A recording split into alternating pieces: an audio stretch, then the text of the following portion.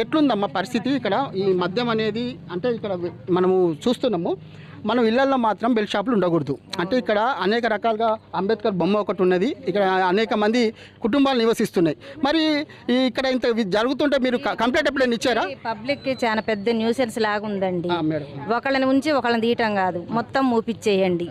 అసలు ఎవరైనా గెస్టులు రావాలన్నా కానీ ఇదైపోతారు. బాగా న్యూసెన్స్ అయిపోయింది బజార్ మొత్తం. అందుకే మీరు మరి ఏం చేస్తారో దయచేసి ఆ పని చేయండి. ఇంత ఆవేదన చదువుతాము, ఆడవాళ్ళకు రక్షణ లేకుండా అయిపోయింది. మా చిన్న పిల్లలు ఉన్నారు, తర్వాత పెళ్లికి ఎదిగిన పిల్లలు ఉన్నారు, వాళ్ళు పోయే పరిస్థితి కూడా లేదు. మాకు ఎవరు న్యాయం చేస్తారని చెప్పేసి ప్రజలందరూ కూడా ఆవేదన చెందడం జరుగుతుంది. మనకి ఇక్కడ బాబాసాహెబ్ అంబేద్కర్ ఏదైతే రాజ్యాంగాన్ని రాసి ప్రతి ఒక్కరు కూడా స్వేచ్ఛగా బతికే హక్కు బాబాసాహెబ్ అంబేద్కర్ ఏదైతే ఆర్టికల్ 21 పెట్టి ధైర్యంగా బతికే విధంగా మనకి ఏదైతే అంబేద్కర్ చెప్పిండో ఆ అంబేద్కర్ బొమ్మని నిర్మాణానికి అన్న నటరాజన్న మనకి ఇక్కడ అంబేద్కర్ విగ్రహానికి ఎంతో తోడ్పడి ఆ విగ్రహాన్ని నిలబడడానికి కారణమైండు. అన్న నమస్తే. అన్న నటరాజన్న, ఇక్కడ ఆకతాయిలు ఎక్కువైపోయి మందు తాగి అనేక మందిని ఇక్కడ రోడ్డున పోయే వాళ్ళని కూడా ఇబ్బంది పెడుతున్నారని చెప్పేసి మనకి వచ్చింది. మరి దాని మీద మీ స్పందన ఏంటో చెప్పండి అన్న. మేము గతంలో కూడా ఈ విషయమై పోలీస్ కంప్లైంట్ కూడా ఇవ్వడం జరిగింది. అయితే ఎవరు స్పందించలేదు. దానికి గవర్నమెంట్కు అంటే ఎమ్మెల్యే గారి తరఫున కూడా మాకు అప్పుడు తీస్తామన్నారు కానీ తీయలేదు. మేము కూడా ఈ మధ్యకాలంలో ఎమ్మెల్యే గారిని కలుద్దాం అనుకుంటాను. అంటే బైపాస్లో బెల్ షాపులు తీసేసారు. అంటే ఇళ్ళ మధ్యలో చాలా ఇబ్బందిగా ఉంటుంది. మహిళలకు చాలా ఆకతాయిలు ఎక్కువైపోయి గొడవలు అవి జరుగుతున్నాయి. కాబట్టి ఈ ఎమ్మెల్యే గారిని కలిసి మేము మెమరాండం ఇద్దాం అనుకుంటున్నాం మా సంఘం నుంచి. ఈ యొక్క బెల్ షాపులు తీసేస్తే ఏరియా అంతా ప్రశాంతంగా ఉంటుందని కోరుకుంటాను. అయితే అన్న ఇంకోటి ఏంటంటే బెల్ షాపులు ఇప్పుడు హౌస్ మొత్తం ఇల్లులు ఉన్నాయి ఇక్కడ. అంటే ఇల్లులు ఉన్న చోట బెల్ షాపులు ఉండకూడదు కదా. మరి దీని మీద మరి ఇక్కడ ఎవరు పర్మిషన్ ఇచ్చినట్టు, అసలు వీళ్ళు ఎంత ధైర్యంతో పెట్టుకున్నారు ఒకసారి చెప్పండి అన్న. మరి పర్మిషన్ ఎవరు ఇచ్చిందో మాకైతే తెలియదు, కానీ ఒకరిని చూసి ఒకరు అయితే పెట్టుకుంటారు.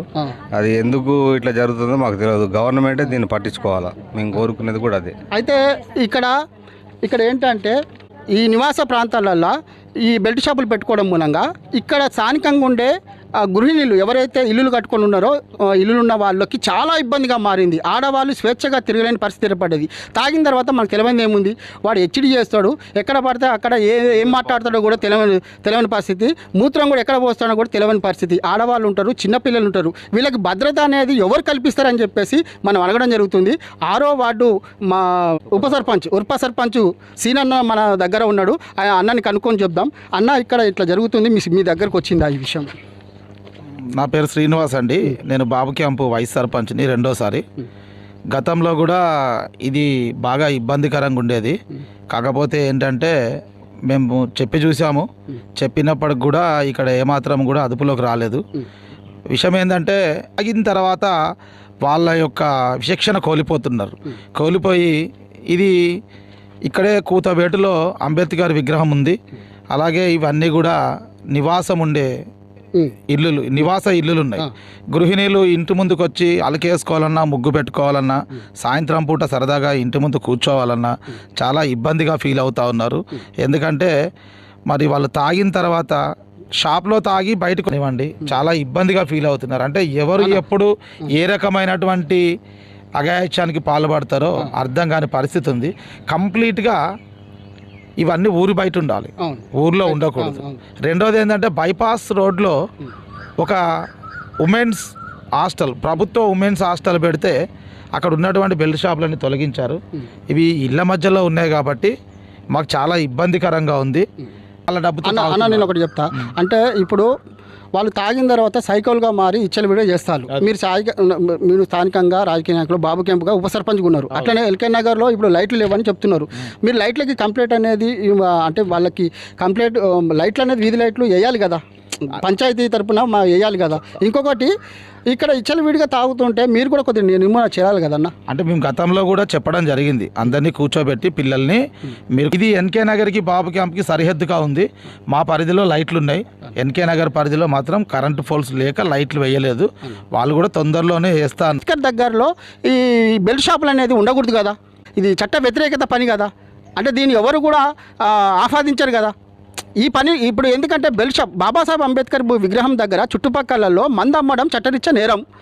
మరి ఈ బెల్ట్ షాపులకి పర్మిషన్ ఎవరు ఇచ్చిళ్ళు?